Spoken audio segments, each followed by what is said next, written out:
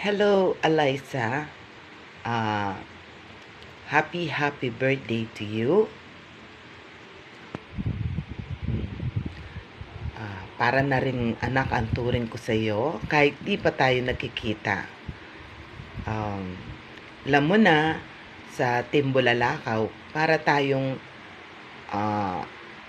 magkakapatid at mga anak, yung mga medyo bata o yung mga bata pa.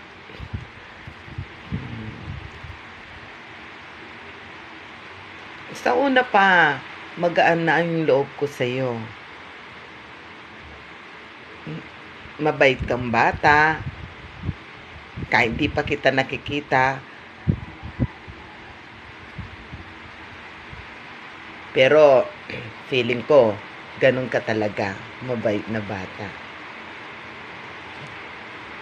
Ang wish ko sa iyo, ito yung birthday greeting ko sa iyo.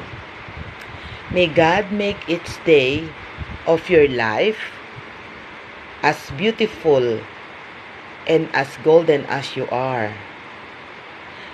May the Almighty go on to add more years of happiness and good health to your life.